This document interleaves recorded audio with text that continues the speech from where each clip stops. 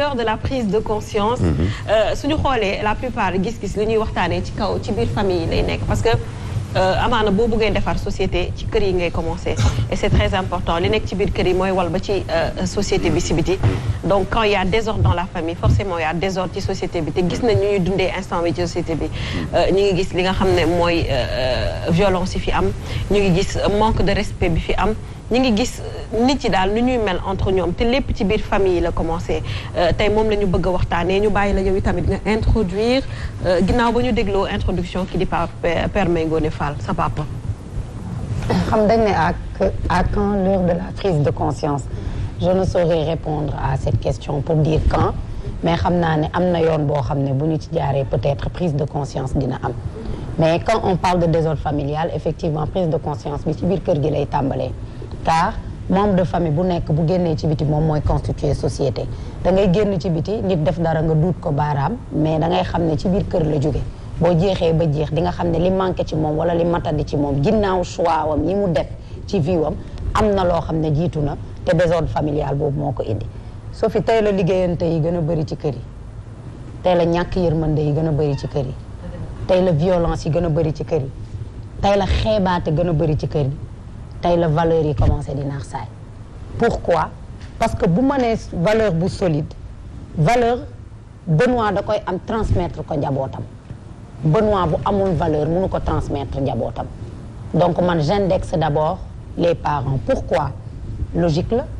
boo duggee ci kër lan lañ lay wax borom kër gi ngay laajte kon boo duggee ci famille ca kaw ngay tàmbalee boo duggee ci famille ci kaw ngay tàmbalee soo bëggee logique munoo ñëw rek ne xale yi nangam ak nangam bu boobaa logique day tox qui parle de famille parle de responsable et parle de responsabilité responsabilité bi dama koy tàmbale ci waajur yi qu'est-ce qui s'est passé jusqu'à ce que désordre familial mën a am damay bàyyi papa mu ñëw ci démb nan la kilifa doon gérer këram su problème amaat nan la ko daan gérer su doomam bonaan nan la ko doon indiwaatee parce que aujourd'hui sa doom day wàcc yoon sax société bi dut ko baaraam nga topp société bi ba jàllax sa doom am na ñoo xam ne dañuy wax sama yaay da koy wax papa nee na sën suñuy sànni doom amul doom nu mu mënti mel uufal jubbanti tey aujourd'hui désordre familial day am parce que da ngay jaaxle ca biir kër fa nga jëlee jikko yi bon yi ñoom ñoo lay njëkk sànni nga dem ci biti këpp ko société bi donc il y a un problème ci wàllu kilifteef tey kilifa yi góorgóorlu ci wàllu seeni responsabilité parce que désordre bu amee ci ñoom képp dong rek lay tàmbalee parce que ñoom ñooy kilifa kër gi cër bu ñu delloo la rek loolu la papa wax dama ne cër la bu ñu leen di delloo indexé leen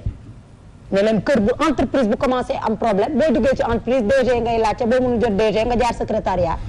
kon il faudra qu'il y ait une prise de conscience d'abord des parents parce que damay wax ne la perfection n'existe pas te ñun dañuy tàmm suñu société di ñu wax ne xale du wax dëgg mag man dama naan xale du wax dëgg mag ci mbooloo wante mën na ko dee dëgg ndax xel ak jikko yu rafet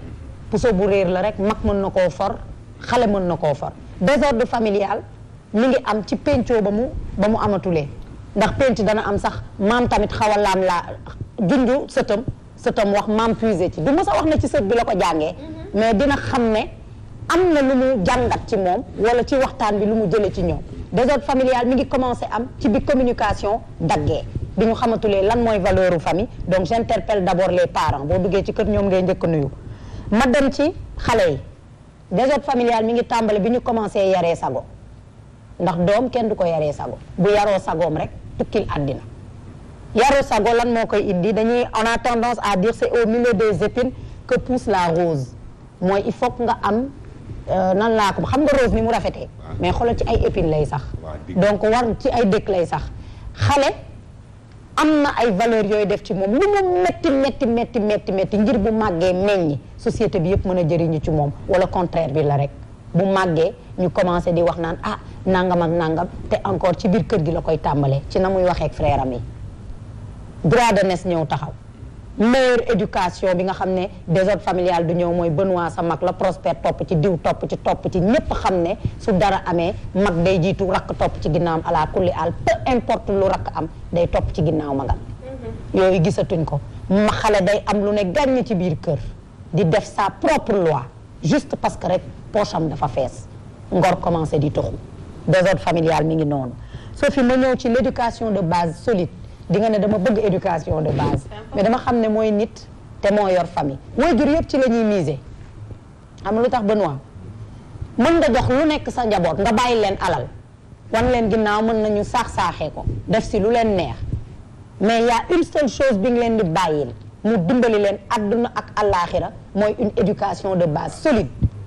xale bii ku ko yar ñaata yoon nga koy dégg ay yow kii ak a yaru di ay yow nangam ci biir famille bi désordre du fa am ndax yar nga ko ni nga ko war a yaree boo fa nekkatul famille bi ñuy yor moom désordre du fa am mu nekk chaîne ak continuité donc valeur la doomu aadama dafa nekk loo xamante ni yow da nga koy yor yow kilifa bi def ci moom li ngay def ci moom ngir li nga def ci moom mu mën ko def ci yeneen nit mu constituer société bu fi may daanalee mooy la correction aujourd'hui il y a beaucoup de désordre familial parce qu'on ne n'aime plus corriger et de la manière corriger ne veut pas forcément dire heurter am na ñoo xam ne xale yi sax nangootuñu dégg dëgg da ngay wax ak ñoom ñu ne soit da nga leen di maltraité wala ni nga waxee ak ñoom neexu la alors que tubaab ma nga xam ne sax moo lay wax droit de l'enfant danaan la ki aime bien châtie bien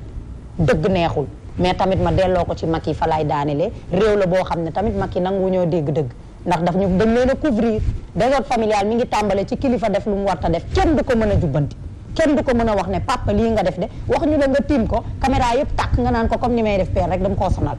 mais kilifa am na noo koy indiwaatee kilifa yi nangoo dégg-dëgg ngir désordre familial yi mën a toxu mooy raam nag ba indi aujourd'hui fléau yi ngeen gis ci société bi yëpp moom laay introduire Sophie ba ñu ñëwaat ci beneen tour. D'accord jërëjëf Sophie Gueye kontaan nañu bu baax a baax éducation de base dafa am solo ci